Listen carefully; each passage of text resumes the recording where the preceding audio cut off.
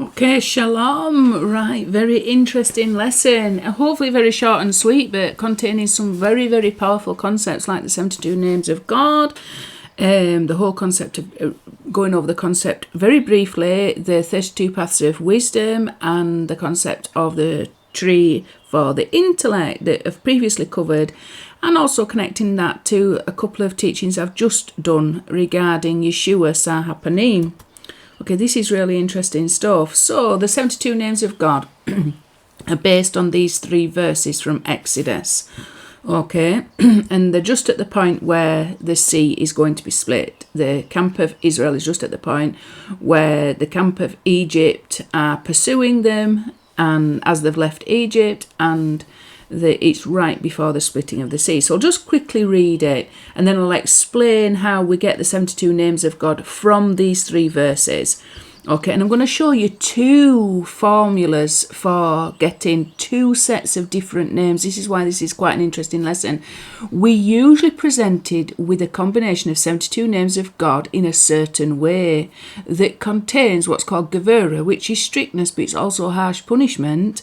But there is another combination of these letters that Ramchal put forward, very, very, very great sage, okay, a different formulation. So I'm going to introduce you to that because the different formulation is based purely on chesed, kindness, which is definitely what we need to have more now. Okay, we just simply need to experience the kindness of God. So I'm just going to show you a different arrangement of these names that you're possibly not familiar with. I hope that you are, but you're possibly not familiar with, because it's something that if you put the 72 names of God in, you will always get one version, and it will always usually be that includes gevurah, like I say, harsh punishment. So these are the 3 verses. Then the angel of God, who has been going in front of the Israelite camp, moved and went behind them, and the pillar of cloud moved away from in front of them and stood behind them. And he came between the camp of Egypt and the camp of Israel, and there were the cloud and the darkness, and it illuminated the night, and one did not draw near the other all night long. So the verse, this verse was analysed, really, it's beautifully analysed in the video that I've just done on Yeshua Sahapanim. And Moshe stretched out his hand over the sea, and the Lord led the sea with a strong east wind all night, and he made the sea into dry land, and the waters split. So that's Exodus 14, verse 19 to 21.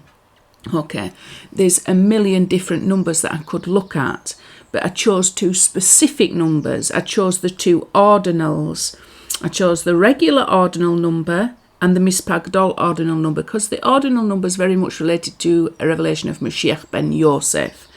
Okay, so in this lesson I'm just, simply because 3 whole verses, there's an endless amount of numbers you could analyse, so I just chose 2 that I felt very inspired to, and we'll go through those numbers and just see how they are connected to some major concepts, and how we can grow and appreciate, higher levels of consciousness and nearness to the name Yod-Heh-Waw-Heh as a result of just looking at these 2 basic numbers. It's a wonderful meditation. I hope you're going to enjoy it. So basically, first thing I need to explain is how they derive these 72 names of God from these particular verses. Okay, so these are the verses that we've just had a look at. And basically what happens is each of these 72 names of God that are all made up of 3 letters each, because each of these verses all contain 72 letters. Okay, and 72 is a very significant number because the highest filling out of the name Yod-Heh-Waw-Heh, where the He is filled with a Yod and the Vav is filled with a Yod, comes to 72. Okay, so it's at the level of what's called Atziluth, the world of emanation. So 72 is a very significant number for that reason as well. Okay, so how they make these names up is like this. Each of these letters here, they form the beginning of one of the 72 names of God. So the first verse it goes Vav Yod Samech Ayin. So you've got Vav Yod Samech Ayin, and that continues for all the 72 letters in the order from right to left, okay, from right, which is chesed, to left, which is gevurah, strictness, severity, might. So it's going in the way of chesed, okay. This next verse, however, comes from left to right. So we're starting from the very back and going to the front. So this is where the harshness comes in, because this is not the normal flow of the text. So you've got, it starts, He Lamed Yod Lamed He. So He Lamed Yod Lamed He. Okay, and that would follow out for all the 72 names. And then the final verse, we've got going in the right direction again, from right to left. So the last letter of each of these 72 names, Vav, Yod, Tet, Mem, Shin, He. Vav, Yod, Tet, Mem, Shin, He. Okay, so, and that would fill out for the rest. So you've got right to left, left to right in reverse order, right to left. Okay. So that's how they get the 72. And all these are different meditations. And you can do some. You need to go to very kosher sources to find out some meditations. And I am not somebody that is inclined towards that kind of meditation in myself. I am very interested and aware of it. But my inspiration comes from the numbers, so I'm interested in numerical values and how we can link up different numerical values as opposed to meditations in themselves, because I think it's very dangerous sometimes to depend on certain meditations without having the proper knowledge of what you're actually doing, and you can turn it into a form of magic. It's as if you can force God to do something based on something that you do. The whole journey of faith is to acquire knowledge of the name Yod He Waw He. It's not to acquire magical power through little bits of incantations that you do. It's simply not. And in the wrong people's hands, that it can become like a magical formula. Or if I just say this angel's name, or if I just chant this name of God, some people even do it with the name Jesus. It just becomes something that is absolutely far away from where you should be. You should be just immersed into the knowledge of his name and his kindness and all his authority and all his sovereignty. And sometimes I think when we're relying on incantations and chanting and certain meditations, we can fall prey to Metatronic ways of thinking, where we can see God as ever changing, and we've somehow got to do something to get on the good side of God. We're always on the good side of God. We've just got to know that. We've got to know that we are always on his good side. Okay, and the more we attach to that reality, the more that will manifest in our lives. And we've got to, like I said before, we've got to just be aware that we are very good. We're not just good, we're very good. And that includes the experience that we've been exposed to in this exile, to the evil that we've each individually been exposed to and collectively exposed to. It has refined us and it has purified us and it has formed us in a certain way that makes us not just evil, not just good, but very good. It's a combination of all the wonderful experiences, but all the not so nice experiences that we've had to toil with, but has still made us the people that we are today, and that has made us very good. Okay, and so it's better to have these kind of meditations, but I'm doing this because within this, when we look at the numbers, we can gain some real insights in some profound concepts, and that's really what I want people to emphasize. Well, that's what I really want to emphasize to people. So this is one order of the 72 names of God. Okay, I've done quite extensive work on this particular name, Sa'el, simply because it's come up in Baal Shem Tov commentary, and it's got some wonderful meanings into it, and it does come up quite a lot. And plus it's got a value of 91, and 91 is a very significant number because it's a combination of Yod He, Waw He and Adonai, 65 and 26. Okay, so there's different reasons. Like I say, it's all usually based on numbers when it's with me. Right, let's go and have a look at this. So this is based exactly on what we were doing. This is the 72. Let me just think now. Yeah, this is the 72 names, but based on the different order. Let's just go back and have a look at what we've got. Okay, so this is the 72 letter name, but when we're looking at the verse and going always from the right to the left in the normal order, which represents chesed. Okay, I just had to quickly do a quick check to just make sure that this was right, because this was one I put together, but I put it together from a chart.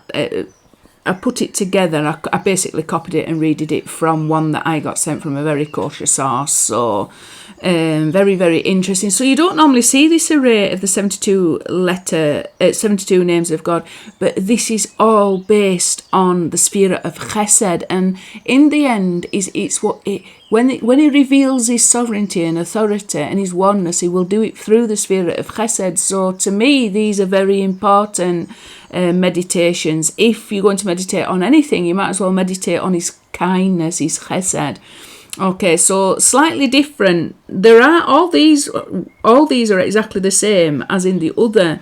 These names in this column are exactly the same. It's just the way that they are formed.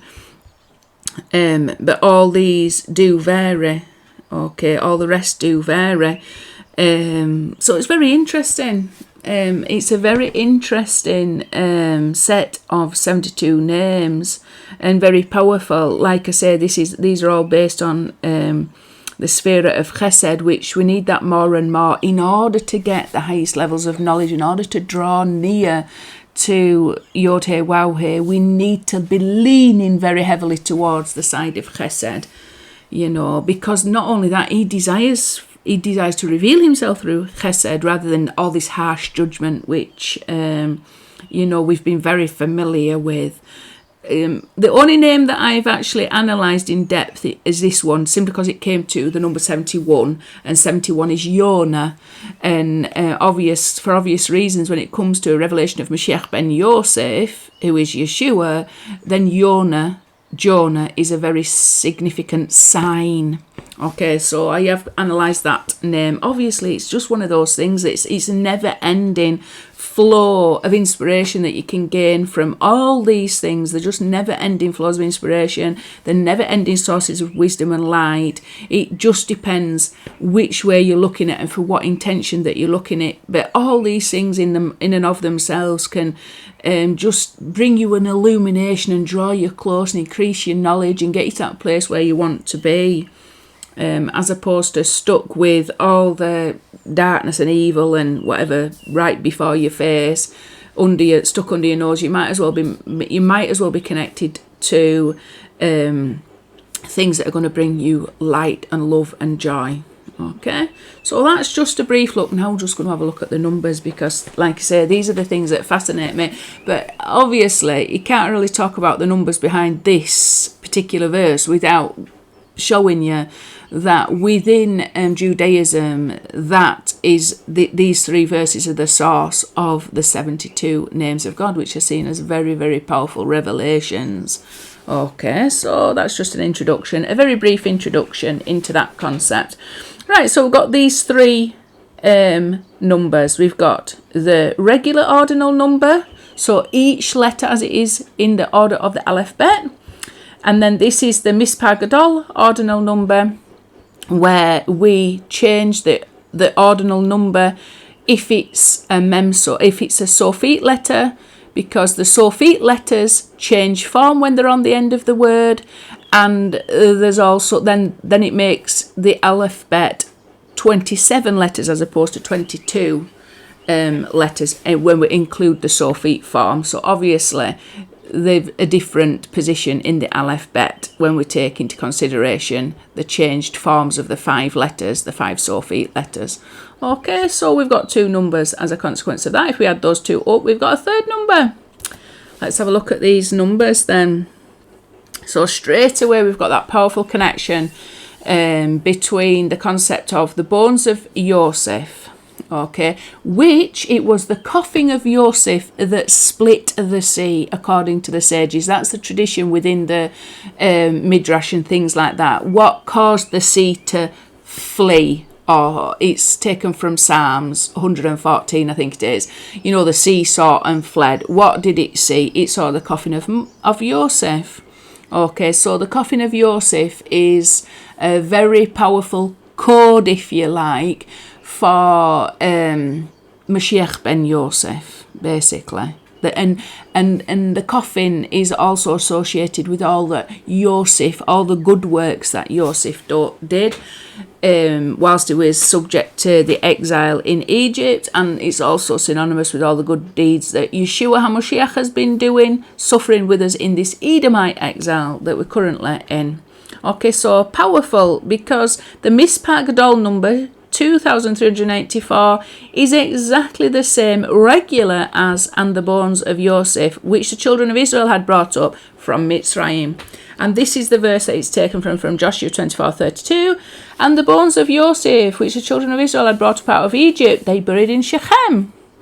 Okay, in the parcel of ground which Yaakov bought from the sons of Hamor, the father of Shechem, for 100 pieces of money.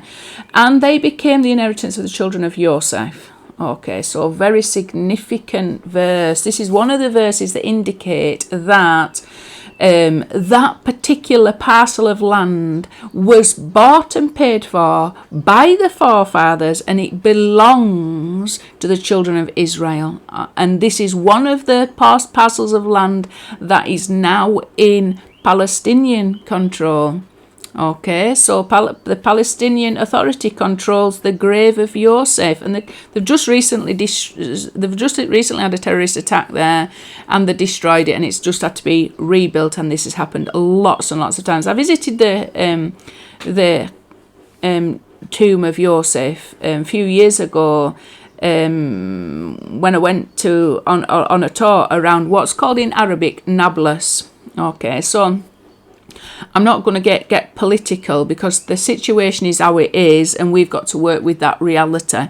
So I'm not going to get political about it, but they've changed the name from Shechem, which is the biblical name, to Nablus, which is the Arabic name for that particular city now.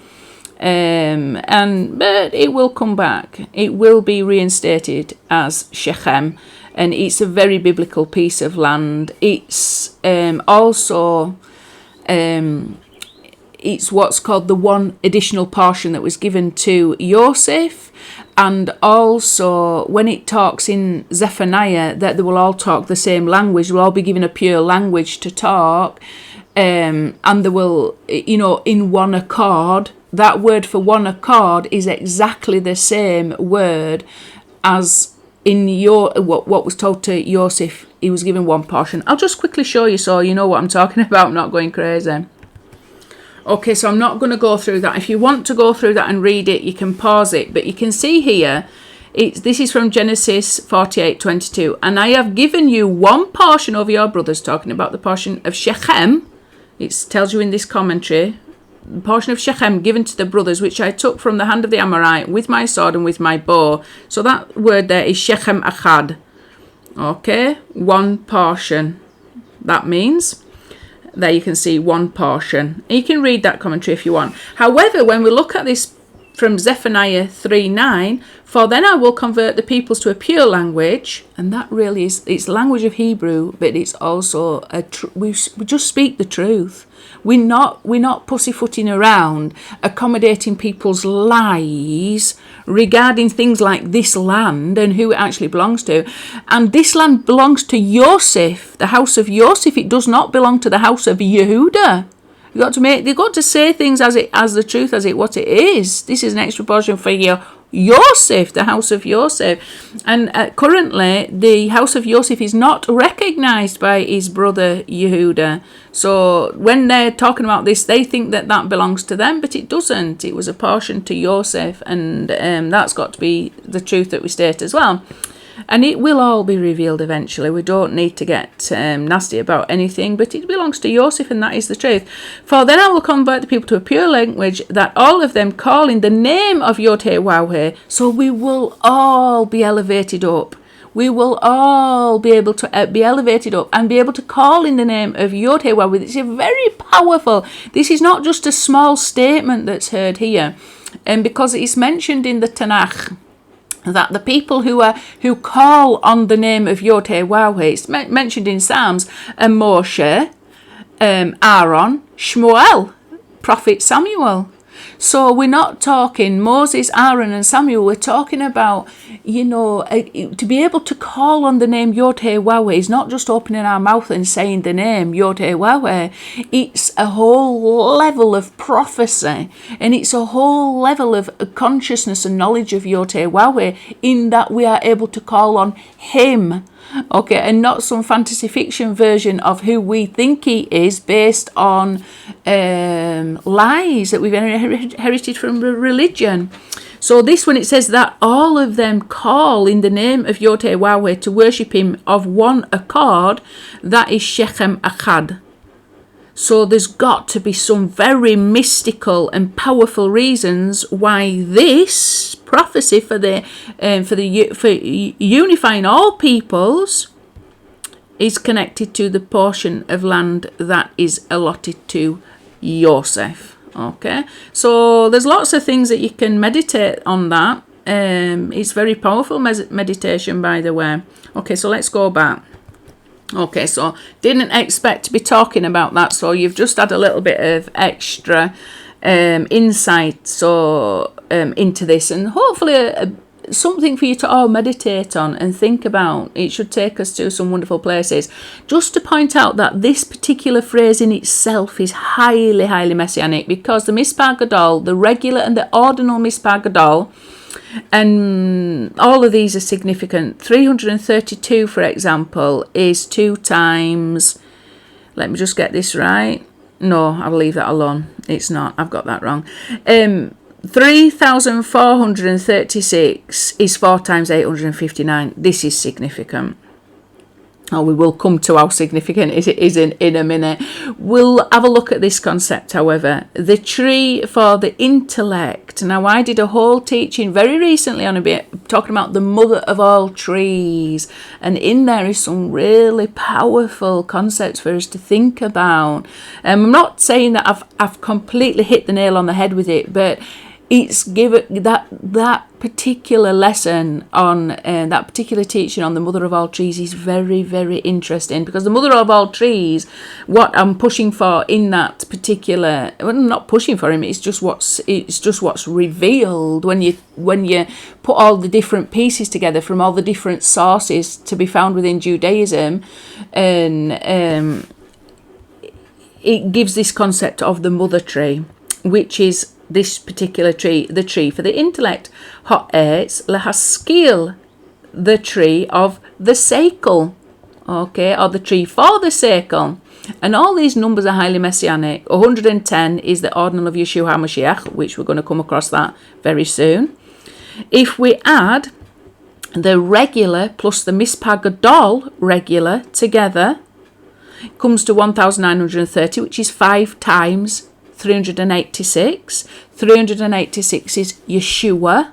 Okay, so we've got 2 links at least to the concept of Moshiach Ben Yosef, and then we've got this number here, the square ordinal of Ha'etz Lahaskil, the tree for the intellect, is 1,580, which is 5 times 316. 316 is Yeshu, the curse by which Yeshua is cursed. Yimach Shemo Zikro. But it's also the same letter of the word called arum, naked. And it's the snake that's also called naked, but in that particular translation it's translated as cunning. Nothing was more cunning than the snake. But the word is arum, but it also means naked. So it's as if the concept of Moshiach Ben Yosef had to be naked to suffer with us in this exile. Okay, and we've got to find the truth about him. And when he's had his name erased, he's had the letter Ayin taken off the name, Yod He Waw He, and Ayin means I. And we've got to be able to go from experiencing exile, if you like, and it feels like we're looking through slitty snake eyes, crawling with our bellies on the floor, eating dirt. We've got to elevate ourselves up so that we are able to have that higher perspective, looking through the lens that is the name Yod He Waw He, instead of looking through these immature, exiled mindsets at reality and concluding falsely that reality that we're experiencing. We've ultimately got to say there's nothing, or there's only Yod He Waw He, nothing else beside him. And it takes us, we've got to go on a journey in order to acquire that knowledge, and we need to attach to these major concepts, like this concept of the tree of the intellect. Okay, so we've got to go from a place where we're naked, like Yeshu, that's in a place of a curse. We aren't fully clothed. What do we need to get clothed in? We need to get clothed in the secrets of the Torah. You know, we need to delve into the esoteric teachings to reveal the truth, okay, regarding the concept of Moshiach, and specifically the concept of Moshiach Ben Yosef. We have got to go find the truth and toil to reveal the truth through all these exiles and suffering that we've experienced during this last 2,000 years of exile. But then we've got to clothe up, if you like, with that higher perspective, the concept of Moshiach. And when we're aware of all the depths of these secrets, we transform the concept of Messiah, Moshiach, from a suffering servant, if you like, that's naked. We clothe him in his royal garments. You know, we clothe him and elevate him up from like riding on a donkey as a poor man to riding like a king upon a horse. Okay. And I've talked about that. There's another teaching that I also did, the horse of the Mashiach. It's really good. It helps us to understand we have got to go on a journey of maturation. We've got to mature from lower levels of consciousness to higher levels of consciousness. And the only way that we can do that is through feeding our intellect with the truth, with true knowledge regarding the name Yod He Waw He, and the way that he has been working in this, in creation for the last 6,000 years, and the whole purpose behind that. So we can see the tree for the intellect is definitely related to this major concept. Major concept there. There's a massive, powerful connection. And it comes from this verse here. And the woman saw that the tree was good for food, and it was a delight to the eyes. Einayim. And we're looking for the missing letter Ayin of Moshiach Ben Yosef, because he's in a state of curse. He's naked. And we've got to see what Yod He Waw He has accomplished through Moshiach Ben Yosef. We've got to be able to see and perceive and discern through our intellect, what Yod He Waw He has been doing regarding the concept of Moshiach Ben Yosef and the suffering servant. And through that, in that light, we see the light of the name Yod He Waw He. And the tree was desirable to make one wise. And like I pointed this out in the last lesson, it actually reads Ha'etz lahaskil, the tree for the intellect. So I pointed that out and I distinguished. This is it's as if it's talking about a separate tree other than the tree of the knowledge of good and evil, which is Eitz Lada'ath, Ra wa Tov, or Tov wa Ra. I can't remember which, but it's not the same. Basically, that's what I'm saying. This is called the tree, Ha'etz lahaskil, the tree for the intellect. Okay, or what's called the sekel. And I've talked about what the sekel is all connected to, and we're going to have a look at the 32 paths of wisdom that I've previously mentioned in this book, in this lesson about the mother of all trees. Very briefly go over the concept of the 32 paths of wisdom that lead us to that place where we are fully redeemed. This is a powerful powerful set of redemptive verses. This is taking us from slavery into freedom, and we want to experience that again. But the final redemption,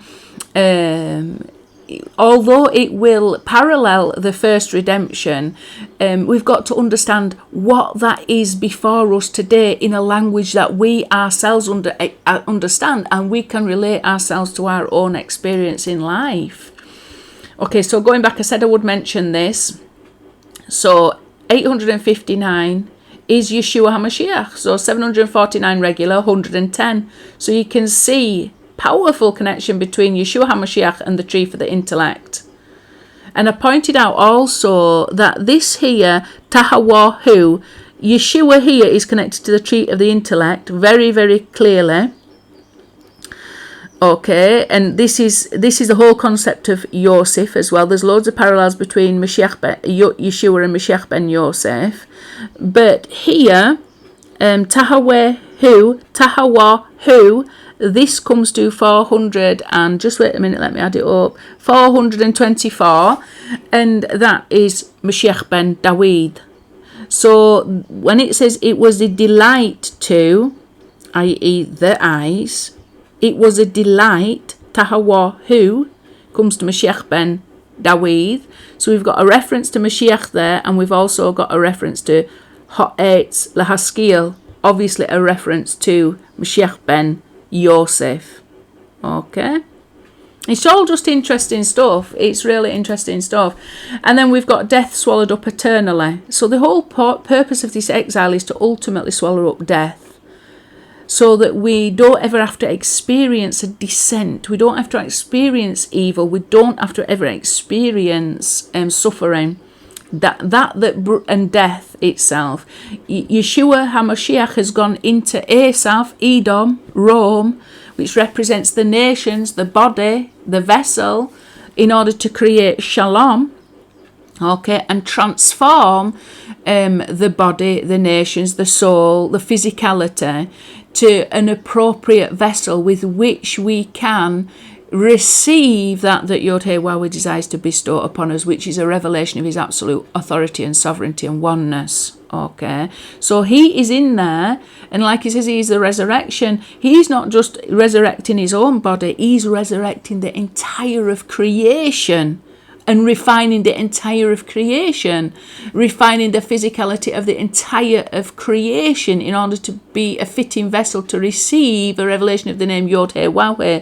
So the body and the soul, the vessels and the light can be one, you know, and that will transform us. And the whole process of death, which is the whole the whole cycle of death, for example, where we experience physicality and everything physical currently dies, the state of physicality will be elevated to such a degree, and the soul within, at this moment, the body dominates over the soul, so we see the physicality over the spiritual reality that is the main reality. We're not able to perceive that. It's hidden from us at this time. But when we are fully redeemed, when we go through this process here, the spiritual soul that is hidden in physical reality as we perceive it now will dominate over the physical reality. So instead of perceiving the coarse darkness of physicality, we will perceive the soul that is immersed within it, submerged fully within it. What will dominate over our perception is the soul. We will actually perceive and see the soul of Yod-Heh-Wah dominate over physical reality. So there's all kinds of processes that we are going through to be able to elevate our consciousness up to that level where we are literally able to perceive the true reality, which is that the soul dominates over the physicality. So death will be no more, because the physicality that we know and experience currently will simply be no more. But no eye as yet seen. Okay, it's all interesting stuff. All interesting stuff. Right, so these are the 32 paths of wisdom that I talked. when you've got that connection to redemption being connected to the tree that is good for the intellect, and I talked about it's the tree called the Sekel. These within the book Sepher Yetzirah are the 32 paths of wisdom. These are the 32 levels of consciousness, if you like, and these are all called Sekel. Okay, so that's why you've got a massive connection between higher and higher levels of consciousness. And what was that connected to? That tree of the Sekel, it was connected to a revelation of Yeshua. So that understanding, not just Jesus hung on a cross or baby Jesus in a manger. We're not talking about just understanding the concept of Messiah, Yeshua, within Christendom, or the concept of Yeshu within Rabbinic Judaism, because they are not going to give us higher levels of consciousness. They are going to enslave us and have us looking at life through snake eyes. It's just as simple as that. We have inherited lies from these religions. They are in exile, and we have got to toil in order to reveal. We've got to journey ourselves. We've got to go on our own journey. Each and every one of us, our personal journey, to reveal that truth and attain higher and higher levels of consciousness. So these are obviously 32 levels of consciousness. This mystical level is the highest level of consciousness, and it just goes down. Okay? So even with something like palpable consciousness, where you feel the palpable presence of divinity, it's still, not that high up. So you can see all these levels of consciousness we must strive to attain. Okay, right. So that's just something to keep you focused on what we should be doing. How do we attain these 32 paths of wisdom? Let's just get a little bit of more information that might be able to help us with that. This is again, all this is taken from the book Sepher Yetzirah, which I am not endorsing some of the teachings from that book at all, because it's what's called Kafalistic, the magical side of Kabbalah. So we're forbidden to practice Kabbalistic magic at all. But there are some, especially in the commentary that I've got the book that's with a commentary from Aryeh Kaplan. I've really taken this from the commentary. We've got to understand. We've got to understand some of these concepts without doing them. There's like missing pieces of the jigsaw puzzle, and it's sometimes in places where, like with that book, you're forbidden to actually practice it, but you can glean some wisdom that you can then help you to elevate up those levels of consciousness and awareness of the name Yod-Heh Waw-Heh. So this is one of the ways that I consider, a very healthy, we can take some healthy wisdom that's written in that book and apply it to our lives in a very healthy way. Okay, so 32 paths of wisdom. Paths, these are called Nativot, paths, not the usual derech path as found in Torah. A derech is a public road. So this is really the Torah of Moshe, isn't it? These are all the halachic decisions and things like that, the stick of Yehuda.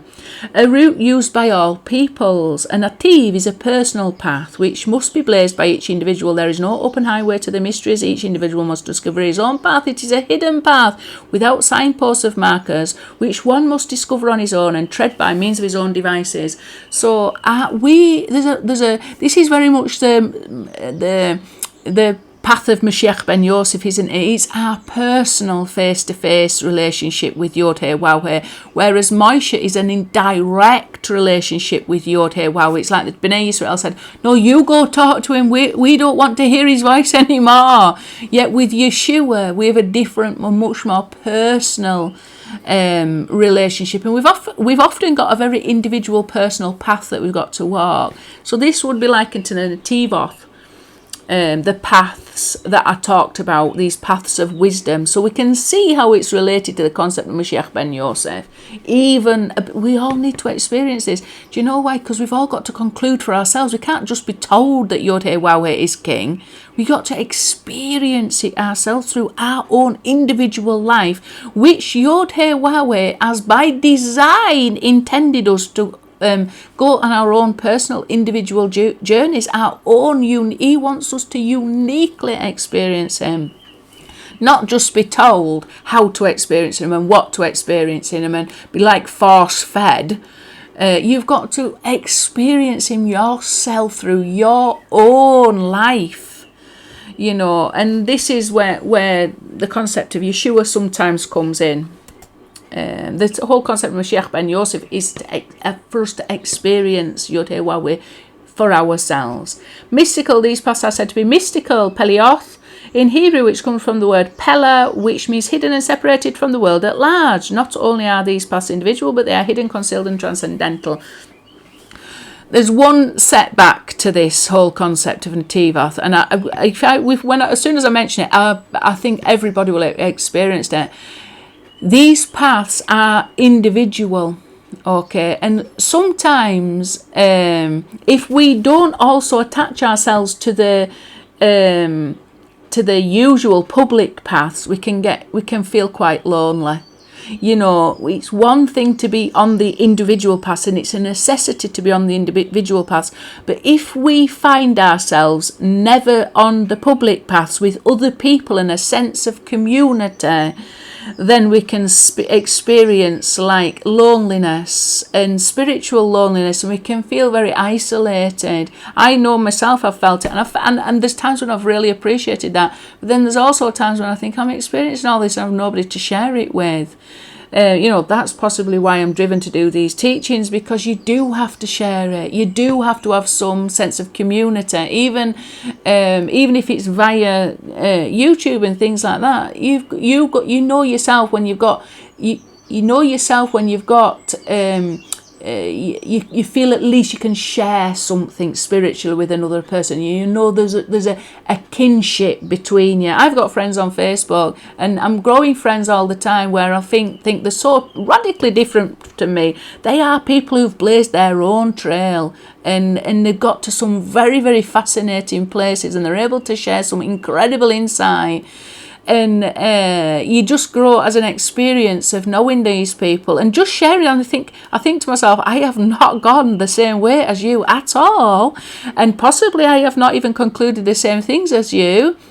Like, I've got some friends who listen to this teaching. Some of the people that most encourage me are Gnostics, and I'm just not Gnostic at all. I'm really not. However, they've helped me grow on my path, and I hope that by them watching what I put together, they grow on mine. And then I've got people that are Ebionites, and I've got people that are, even friends. And I'm totally opposed to, the solar calendar, but I've got really good friends who keep the solar calendar, and I've grown through challenging them and things like that. And so we've all got our individual paths, but we've got to remember that sometimes we've got to tread those public paths, and we've got to find time to have a sense of community, because it's very important to recognize we are a people, B'nai Yisrael, and the Torah was given to an entire people. And there's some things that we really need to respect about being a people, and we can't just have one without the other. You've got to have that Torah of Moshe, the derech, but you've also got to have the Torah of Moshiach Ben Yosef. We've got to be able to blaze our own paths. We've got to be able to reach the heights of consciousness without having just this is the only way, rammed down our throats perpetually. And by the way, Yeshua says, I am the way. Okay, so what was he saying when he said that? He says, I'm the individual path, but I'm also the way, the public path. So don't think you can have one without the other. He is haderech, the way. He is the right way to walk on the public path. Some people, they go to an extreme, don't they? They carve out that path, and it becomes like a trench that just consumes you and buries you. He says, my yoke is easy. Let's go on this public path, but let's do it properly. Let's not be just digging trenches and potholes for us to fall into. Let's go about this properly. So he is the way. He wants us to have that sense of community. He doesn't just want us to be all individuals running around doing our own thing. He wants us to be able to walk that public path, and he wants us to follow and have a sense of community and do things in a proper way, but according to his easy yoke, According to Zohar, the word Pele specifically relates to the paths of wisdom. That's from Zohar 2:31a. Pele rearranges to spell Aleph. The Aleph denotes Keter, crown. Okay, Sepher Yetzirah calls the mothers a great mystical mufla secret. Keter is called Ayin, nothingness. So Ayin means, which is spelled Aleph, Yod, Nun, it means nothingness. Okay, when we spell Ayin with the letter Ayin, it means I. Okay, so they are very much connected, the Ayin and the I, nothingness and the I. Okay, so there's loads of interesting things there. I talked about this concept of the mothers in that teaching, the mother of all trees. Really, really powerfully interesting stuff, by the way. Wisdom is seen as pure, undifferentiated mind. It is the level above all division where everything is simple unity. It is on the level of wisdom that all men are one. The Talmud asks, who is wise? He who learns from every man. So they don't have to be the same of us to learn from them, but a wise man will learn from every man. He who learns from every man. If a person is on this level, he must learn from every man and all of creation. According to Baal Shem Tov, a person on this level must learn from even evil. So even evil people have a lot to teach us. I remember listening to a sage that once said about what you can learn from a thief. You can learn a lot. And honestly, I don't like anything to do with violence or murder, but I listened to this documentary, I think it was based on this particular killer. He was very repentant, that's why I watched it. He was very repentant, and he'd had a very strange relationship with his mother, and I think that caused some kind of mental derangement. But he was very remorseful for it. And what I learned from him was that, sometimes wicked people have got so much energy for wickedness. I mean, they are really, hell-bent. I mean, literally hell-bent. They have got so much energy to do evil. We should have that same enthusiasm to do righteousness. We need to learn from the wicked people. Why are the wicked getting on so? Because they've got a lot of energy for it. They're not lazying about.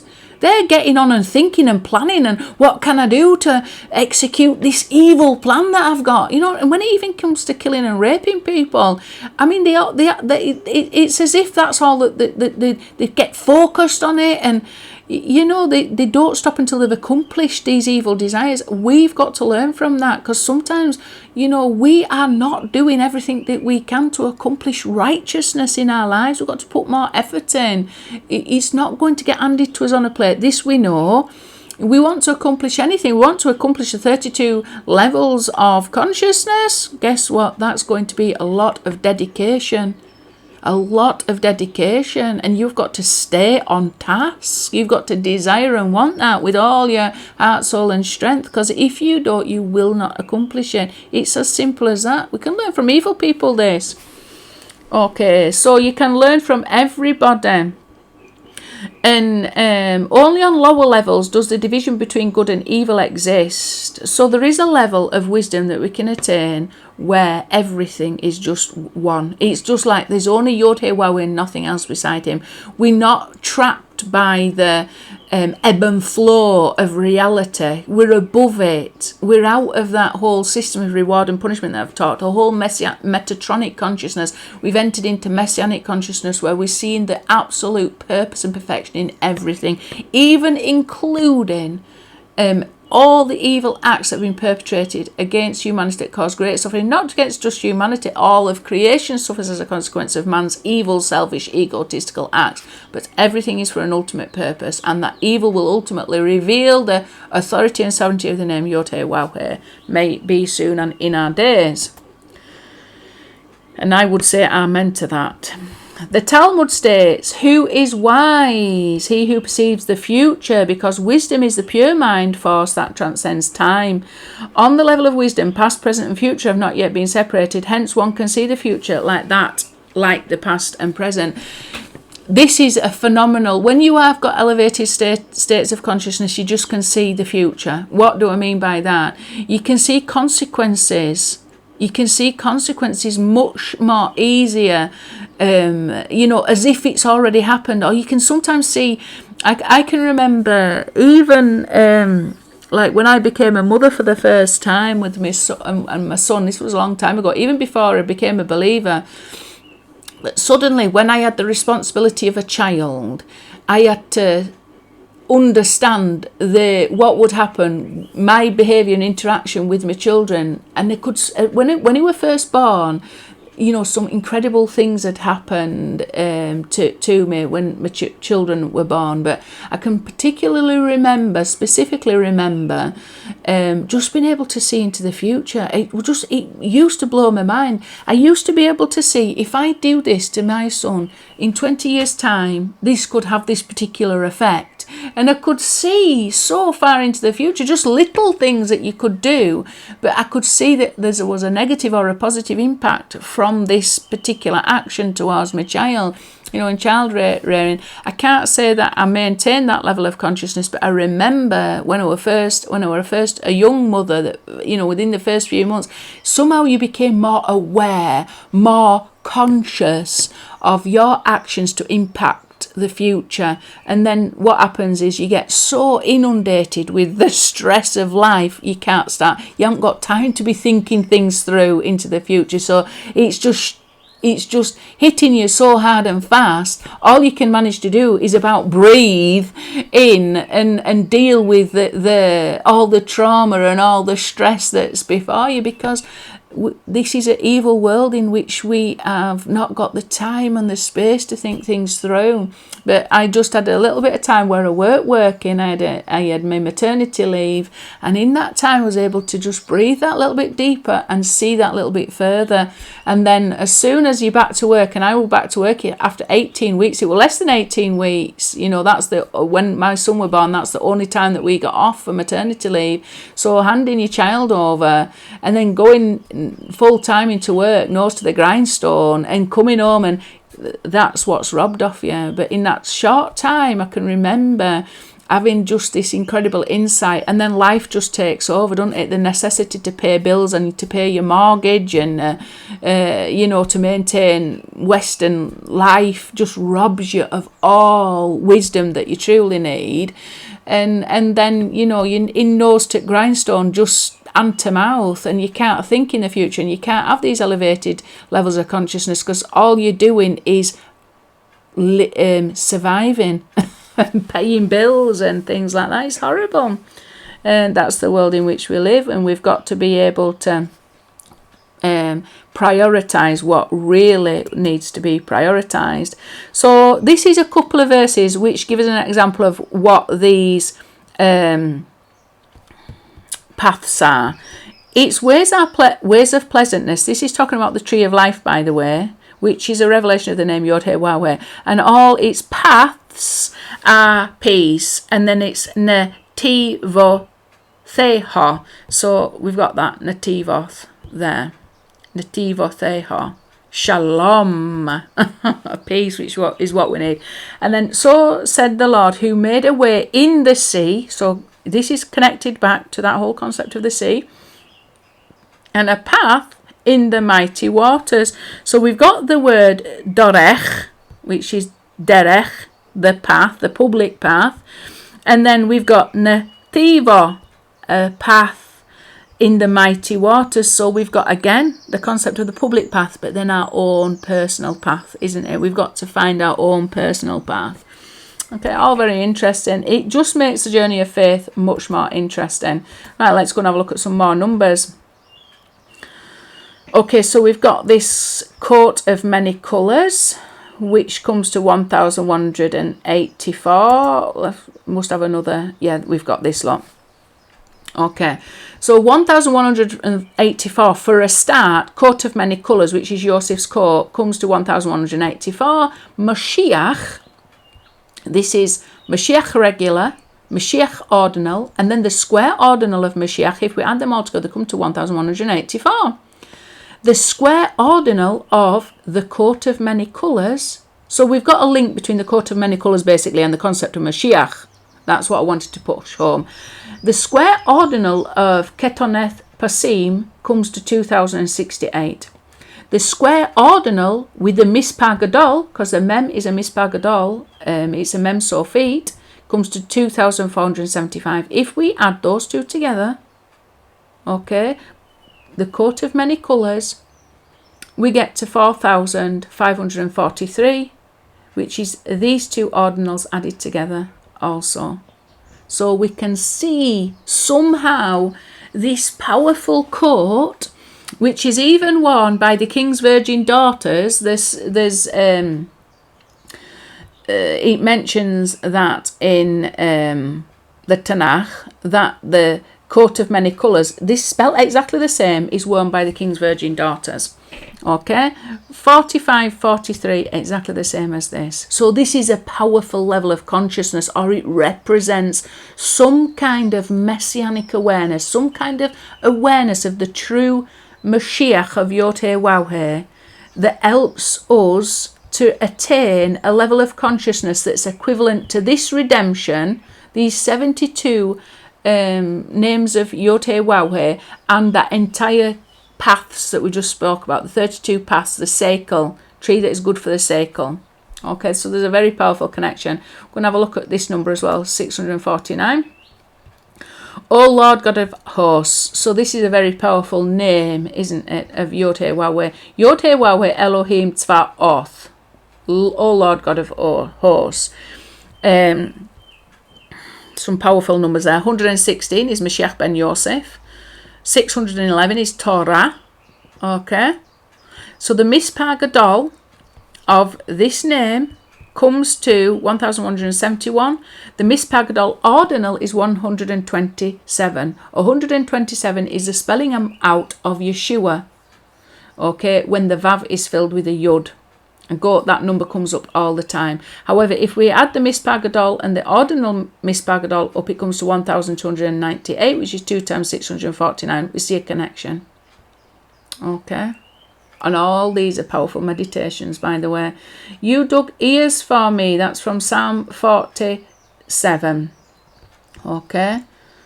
It's not always interpreted like that in English, so you'd have to go and have a look. Oznaim Kereth.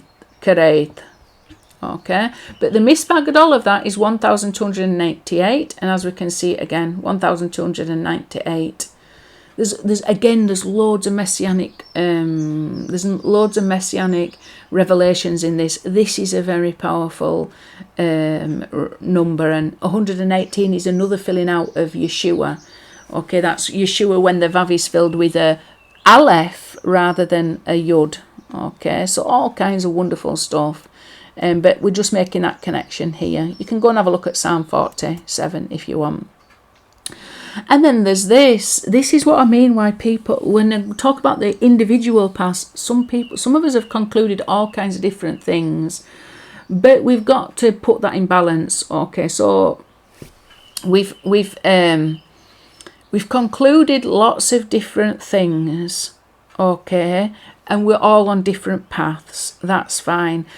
But there is a public path that is very specific. Okay, so there's a paradox involved in this, as far as I'm concerned. Because on the one hand, we should be on the public path, and the public path, according to Moshe, says the calendar is got to be kept a specific way, and we are a people that receive that, and as a people that we should be walking all in the same direction. However, loads of people, whilst they are not fully connected to the path of Moshe, are just walking off in all their own little ways. However, we still shouldn't judge. I've come to this recognition, we still shouldn't judge. We should warn people, but when people are so determined that even when you warn them, they'll still carry on going on that individual path, you've got to allow them to go and get to the end of it. Okay, and I've had to conclude that, because if not, we're going to be judging people. They're just heading off on their own, in their own little world, trying to figure out, thinking that somehow that they're empowered to figure out all the secrets of the Torah regarding the calendar, and going along with Enoch, and going along with whatever the latest YouTube videos are regarding this, without paying any attention to the authority that has been given over to the Jewish people at this time. So I've got my own opinions about it. However, this is very clear from a New Testament teaching: therefore do not let anyone judge you by what you eat or drink, or with regard to a religious festival, a new moon, a celebration, or a Shabbat day. Let nobody judge you. However, that doesn't actually say that you're allowed to keep whatever you consider as a new moon or a Shabbat day. It says in regard to a religious festival, a new moon or a Shabbat day. So I'm very much inclined that we should be walking on the public path regarding what the new moon is, and what the Shabbat day is, and what the festival day is, and we should be all walking on that path together. This is not a matter of personal interpretation. What we should be doing, how we keep that day and how we walk on that day, can be influenced by all the wonderful ways in which we have grown, however way we are empowered with our personal capacity. But some people are going to have to find that out the hard way. Okay, and some people are so delighted by their new moons and Shabbat days that are totally contrary to the actual Torah. You know, they're absolutely delighted by the fact that they think that they're keeping some special day, but it's not even the actual day.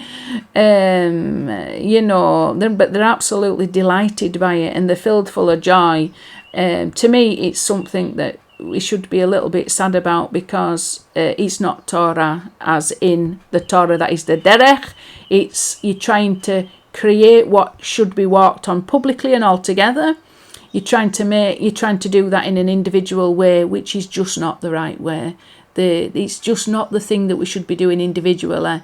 What we should be focusing on individually is trying to ascend and levels of consciousness to bring us into a nearness to the name Yod-Heh-Waw-Heh. We shouldn't be trying to say what the Torah of Moshe is and is not. You've got to be able to distinguish between the two. Okay, so that's some way connected. Probably haven't expressed myself as much as I'd like to, because it is quite a touchy subject for me. I've spent many hours researching all these bizarre teachings, as far as I can see, that deviate totally from the path, the haderech, and that are just such false teachings. However, I'm just having to learn not to try to judge, because people have got to... you know, especially when you've warned them and you've given them very, very valid answers to any questions, and they still want to try and force something to fit where it doesn't fit, then you just have to be at peace and let them get on with it, as I found that I've had to do. So don't be too concerned over what people are doing and confusing the public path with an individual path. Just let them get on with it. But certainly don't be swayed or influenced by them. You just have to be empowered to know that they are off the derech. They have gone off the derech, off the way. And it's not helpful for anybody, especially when they're zealous. It's the wrong kind of zeal.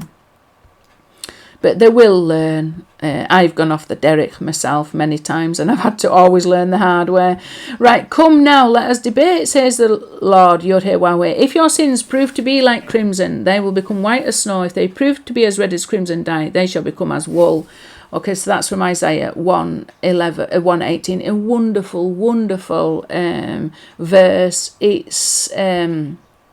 I usually set off the lesson with some learning objectives that look at this particular verse and the gematria from this particular verse. I haven't done it today because I've not got enough time. Got to prepare for Shabbat and Shavuot. today. So 649 we can see related to all this. That come now, let us debate. And if your sins prove to be crimson, they will become white as snow. This is a wonderful promise, isn't it? If they prove to be red as crimson dye, they shall become as wool.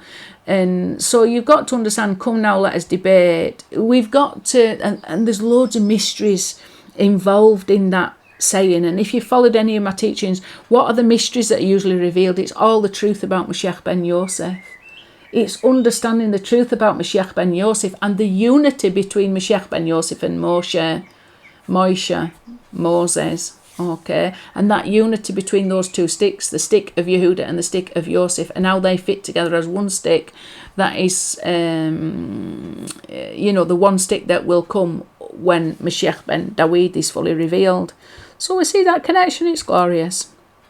And then this one, when you bring a meal offering of the first grains to Yod-Heh-Wah, you shall bring your first grain meal offering from barley. As soon as it ripens, parched over the fire, kernels full in their husks, ground into coarse meal. 649. Okay, so this is about as significant as it comes regarding this whole concept of the new moons. Okay, because this is talking about the plumpness of the barley, the Aviv. It's got to reach the Aviv status, and you've got like this look. Aviv is related to the state of the barley. The years are determined. All plant life runs on a cycle of years.